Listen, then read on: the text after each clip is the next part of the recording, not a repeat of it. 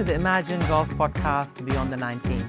I'm your host Raj Narayan, and today we chat with George Guse from Arc Renewable Group. This is a great conversation about identifying where value lies in your business and restructuring your business to ensure that this value is delivered to your customers. Hope you enjoy.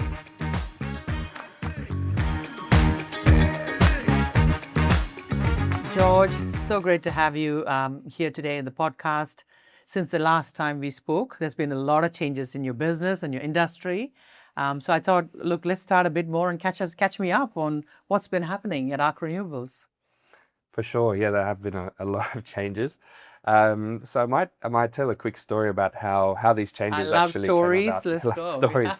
Well, I guess it probably started about a year ago, where I had a bit of an epiphany over some Christmas drinks with a really good friend of mine who's also in the industry. He actually runs a competitor of ours, but we have a healthy competition, call it that way, a rivalry. So that's interesting that you're having Christmas drinks with a competitor. Yeah, well, it's nice. A competing business, but we sort of we came up through the ranks together over the last 10 or 15 years, and so we sort of developed a sort of a healthy relationship through that, I think, and I think we both have mutual respect for each other in the industry. So is it friends or frenemies, George? Frenemies, yeah. Frenemies. I would probably say frenemies, but yeah, he was actually thinking of starting his own business himself, actually, after 15 years for working in this company, and we were sitting down talking about the industry, talking about our businesses, and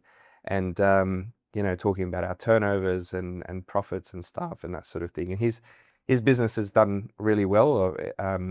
They're sort of a few times bigger than us in terms of revenue. Mm-hmm. But then we sort of started talking about our profit numbers, and it turned out that our profits were actually quite similar, even though their revenue was many sort of times higher than ours. And that was sort of a bit of an epiphany in terms of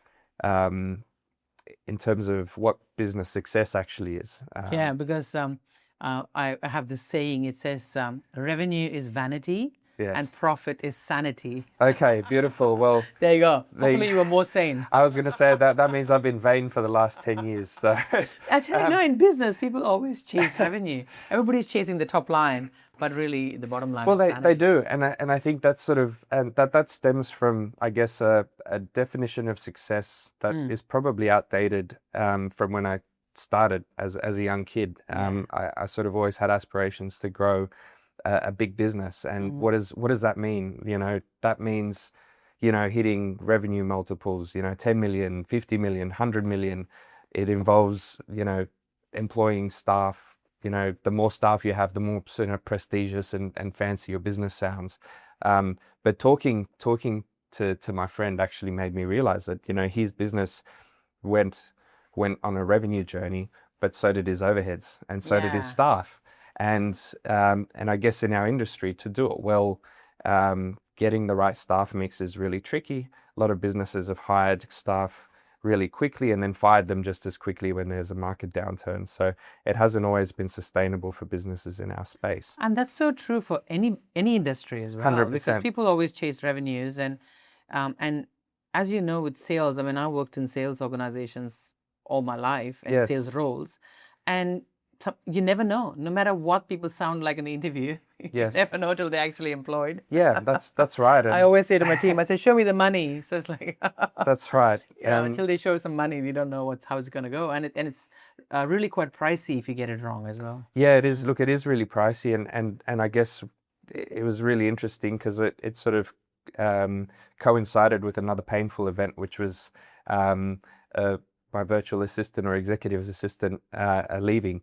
And she was with me for a few years, and she really became indispensable in freeing up some of my time and strategy and things like that. So I was feeling a bit blue over Christmas that year, and talking about that and staff issues and things like that. And we were just starting on our AI journey as well, and trying to understand how we could fit AI into the business and how that was going to influence staffing and hiring requirements and things like that.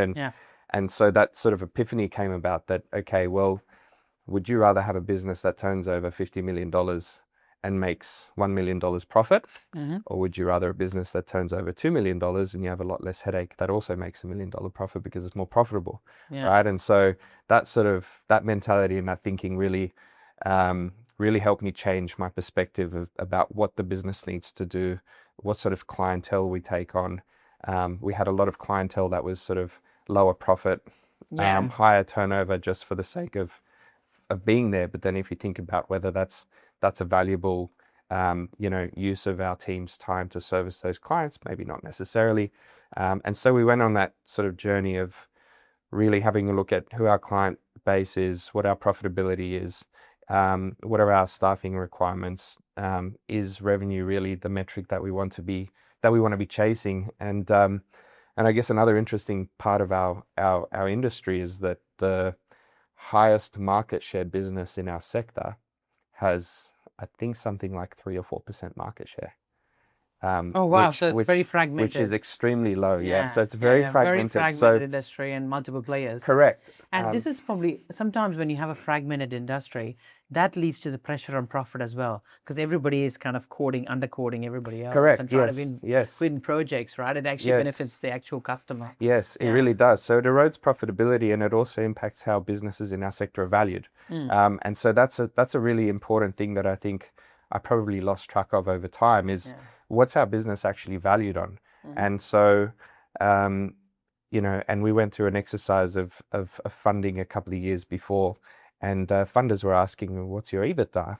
They're not asking what your revenue is, they're asking what your earnings are or what your profit are. So if businesses are valued on profit multiples, why are we chasing revenue? That was sort of a bit of a very simple sounding epiphany, but it was one. And so that led to us sort of shifting our priorities in our business, and that's been really successful in terms of thinking about what business success actually means.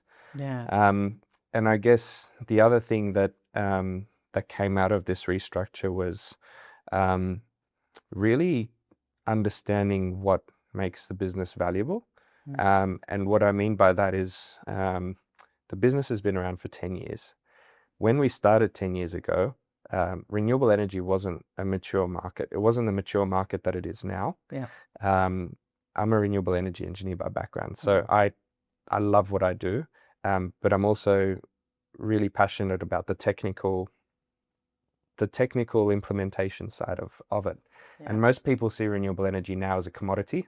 It's very commoditized. People think solar systems, battery systems, they're all the same. Somebody's going to come and install it and do it, and it's going to work. It isn't necessarily commoditized, but people think it is. But 10 years ago, there was a big skill set gap. There just weren't many engineers in the field.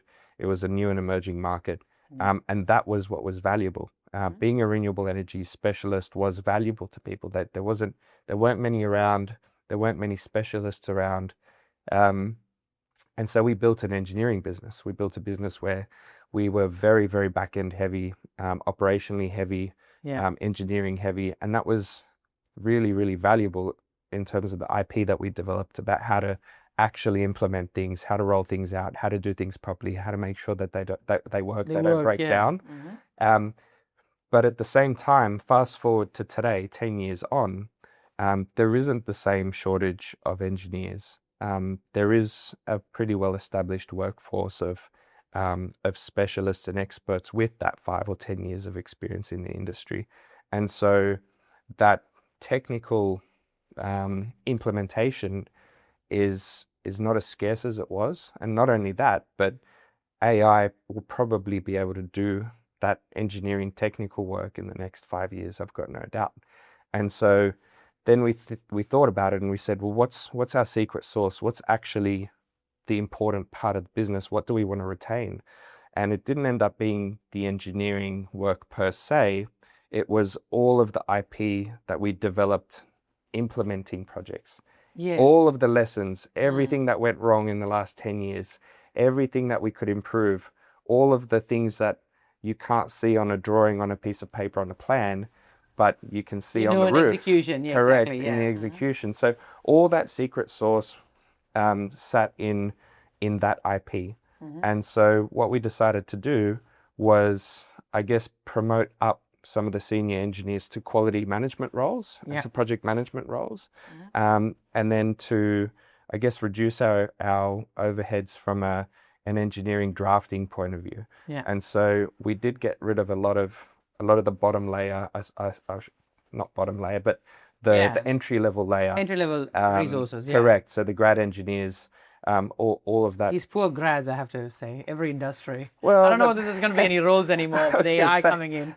They might just start their first job as a manager. Exactly. Instead of a grad. Possible. But also with industries, like it's execution heavy as well. Not just, somebody's got to actually put the solar panel and actually do the work. Exactly. Luckily, I can't do that yet. Like me too. I'm hopeless on the tools, unfortunately. I wasn't built for it. But but so that was really exciting. As an engineer, you only tell people what to do, right? That's right. That's right. And then the tradies hate you for it.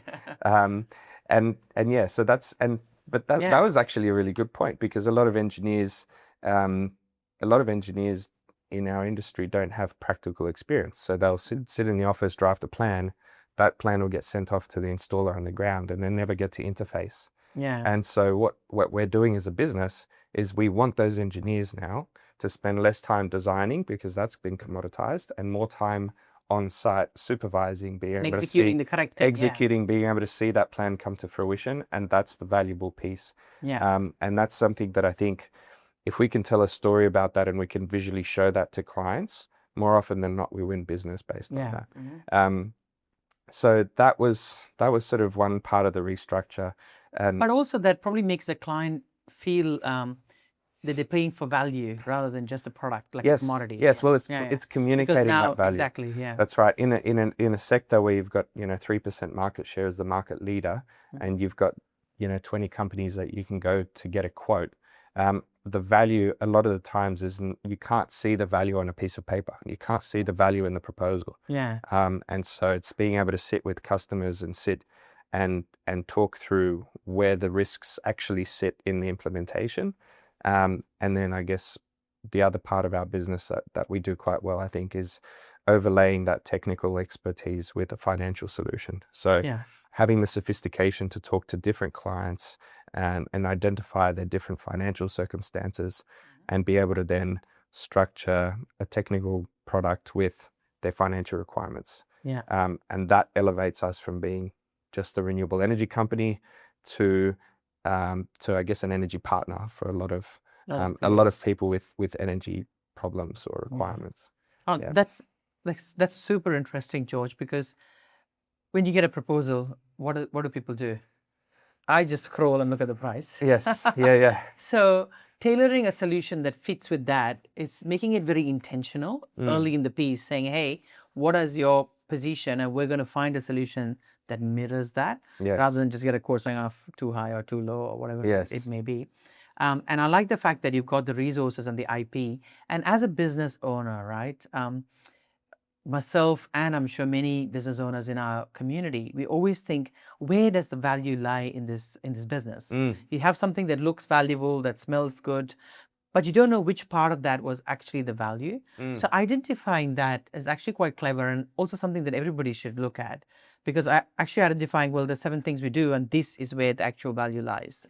And this is what we got to elevate up and pitch, or not only in the sales process, but in the execution process, and becomes the central focus of the company. 100%. I hope I'm not too controversial in using Imagine as an example, but imagine your network and membership base is growing so rapidly, but that doesn't mean anything if you have if you don't have a huge retention rate. And so retention is really important. I think that's something that you've done really well, is making sure that it's not just about growing. I don't let anyone leave, George. I pick up the phone. Oh, I know. Don't worry about that. No one can leave. No, but the thing is, right, you're absolutely right, because for any community-based business or networking group, retention is the key number. I focus on retention beyond anything else. Every single day, I'm like looking at the numbers.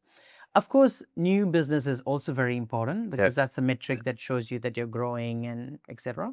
But there's no point, I tell my team every day, there's no point filling a leaking bucket, because you're just filling more water and it's just leaking out. This is an eternal process. And sometimes people have a great sales process, and that's really good, valuable, but it's not valuable if you don't have a great retention process. Yes. And one of the things we really focus on at Imagine as well, so I've got about 82 to 83% retention, which is quite high in a similar type of business like ours. But we also have, last year we finished at 170% retention plus upgrade. Wow. So what that means is every $100 is now $170 because members have come in at whatever tier and they've upgraded. Yes.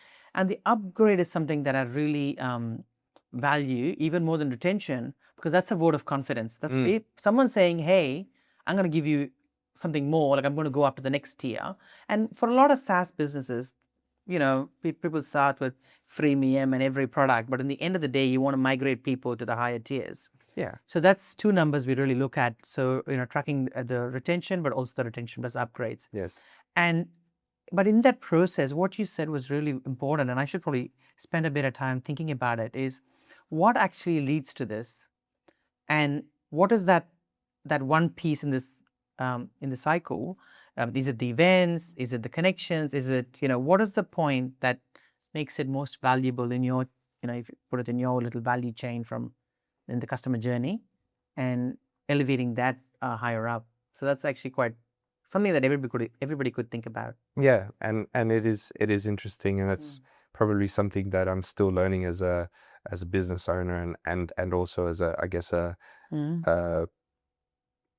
as one of the key salespeople in the business as well. That asking the right questions, asking more questions, and getting a better understanding of client requirements is really important. I used to do a lot of talking, and now I try and sit back and do more listening. I still haven't mastered it. Yeah, it's very hard, and I have the same problem. Yeah, because I love talking. I like the sound of my own voice. But I was listening to this book on the car this morning, and it says never split the difference. Yes, and great book. The biggest thing they say is the first thing you need is listening. The first skill. Yes, because when you listen, that tells you everything that you need to know. Yes. And I had Peter Maddock. He was a founder of Salmat, and he was at our recent event, and he did a talk. And before the event, I got a chance to go sit down with him and have a coffee. And sometimes I think that's the biggest value add of my job, because our keynote presenters are so good, but I get to go and meet with them before. And that 1 hour or 1.5 hour with him that I had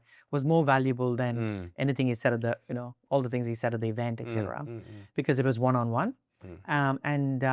He was saying that as well. Like he said that in the end of the day, like it's all about, understanding that what that value is, and creating that value for your customer. Listening. He said if you go and sit down and have a cup of coffee with someone, and if they have finished their coffee before you've spoken too much. Yes, that's in. And I thought that's interesting. So that's in Becoming a Rainmaker as well. I think that book. Exactly, the Rainmaker as well. It's like, if they finish their coffee and you've been like chatting and you've not drunk your coffee. That's right. So your job is to sit there and drink the coffee. Listen to them, right. drink coffee, and listen to what they say. Right. That's right. That's super. Look, I'm really glad for you that the restructure, and wish you the very best. And thank you. You'll keep updating us as you come along to our events.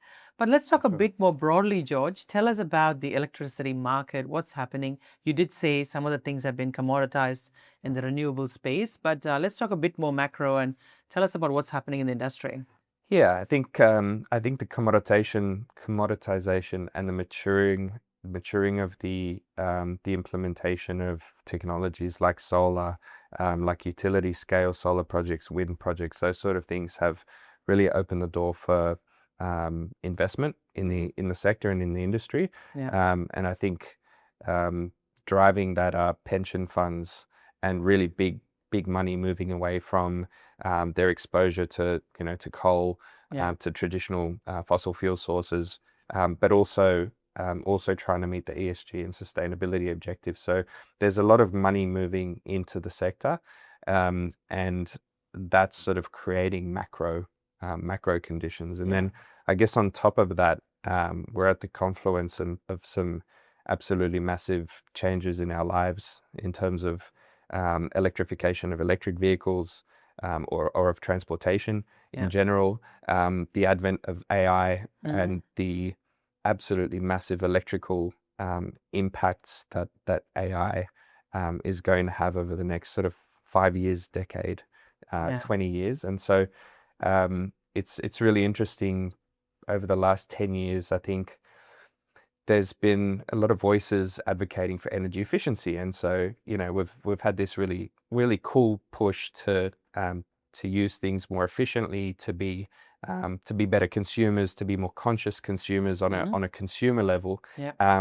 But those efficiency improvements are being completely dwarfed by these huge loads coming into our networks from the electrification. And so it's really interesting because those voices are sort of being drowned out, even though that's the right thing to do, right? You don't want to be, like you said, refilling a leaky bucket. That's pretty much what, powering inefficient appliances is almost analogous to refilling a leaking bucket.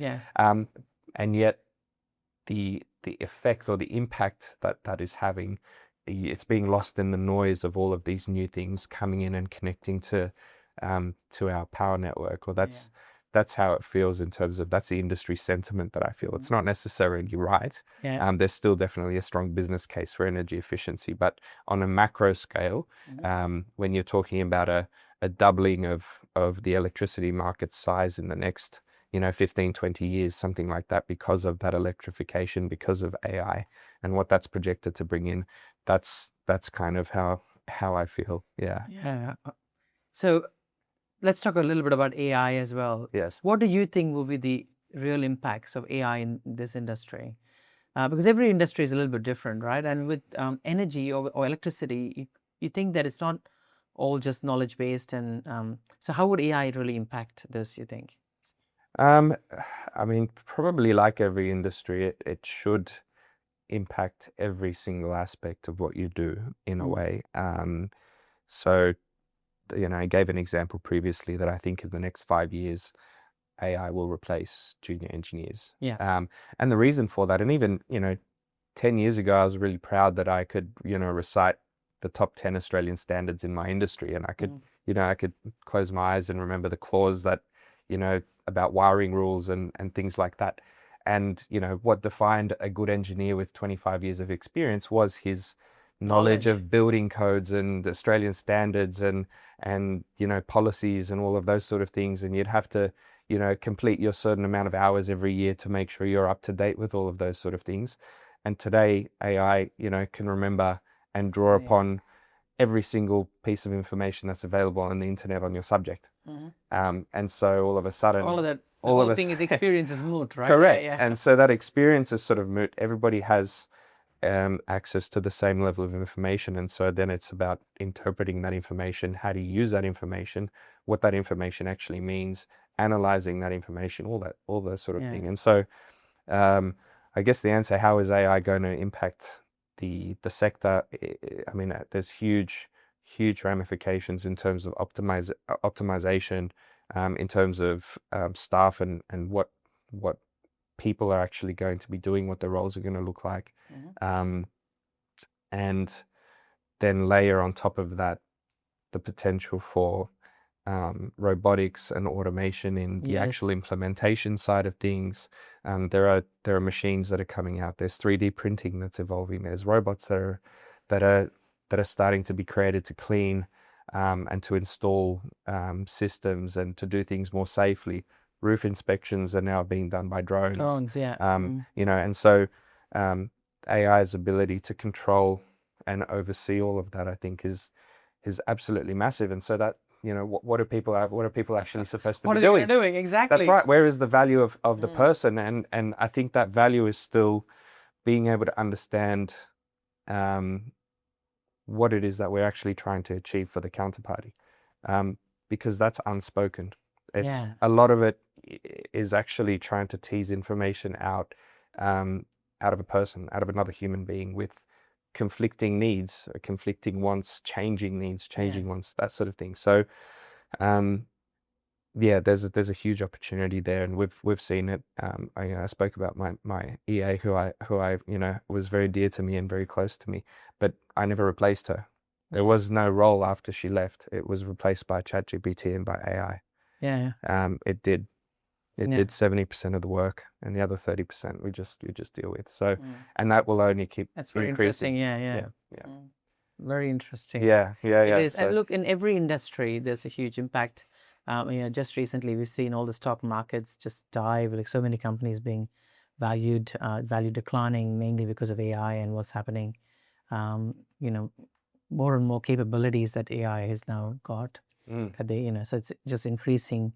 It'll be great to see what happens. It's like the big, all these revolutions, the industrial revolution, and then we had e-commerce for a while, and then the internet, and now it's AI. So we live in an interesting times, isn't it? Yeah, and I mean the scary thing is these are not sort of 20-year time frames that we're talking about. These are 5-year time frames now. That and the cycle is getting shorter and shorter. That's right. So it's getting So I got to retire in the next 5 years, otherwise I'm also going to be left behind. It's all too.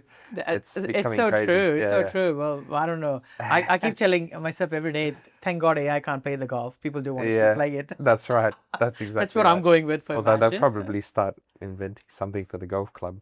Exactly. Hopefully. Yeah. Possibly. But look, as you know, all of our members are business owners, and everybody's in their business. And look, people want to do the right thing. People want to have a greener footprint on the planet, preserve it for AI to come and take over one day. But tell us a bit more about what can I do as a business owner if I wanted to create a more sustainable footprint, in terms of managing our usage of resources. Sure. Well, I guess I'm going to pick on your business again because goodness. Well, it's interesting. So this is season 2. I think we did one previous podcast where I think you asked me a similar question. It's not scripted, but but I remember at that time you were driving a beautiful Porsche. Yes, that's right. And I said, well, one thing you can do is try and reduce your energy consumption within your building, within your premises. Then the next thing to look at is what's your electricity consumption and scope 2 emissions, and then what does your supply chain look like, and what are all the auxiliary things that. So tell me all of that again. So what was it? So the first one. Yep. So there's basically scope 1 and 2 and 3 emissions that people use to try and classify what their carbon footprint is within the business. And so you're talking about, your premises, what you're doing on your premises, what electricity consumption you're using in this office, for example. And then you're also talking about your own internal fuel consumption, and then also external energy consumption of the services that you use, your couriers, your all of your supplies, all of your trades. All our vehicles, everything goes into the exactly. So the vehicles that deliver the bottles and all that sort of stuff. So so one of the things that we spoke about was so get an electric vehicle, and I think you've actually done that. Exactly, so congratulations. I have. I've got a nice Genesis. That's right. That's right. So so they came along and they've inadvertently solved one of your problems. So exactly. So there's that, and then it sort of gets interesting because then you're talking about, okay, well, what can I do in my own office? And there's a limit to what you can do, besides from turning off all the lights and all the appliances, which obviously people aren't going to do. There's a limit to how energy efficient you can be.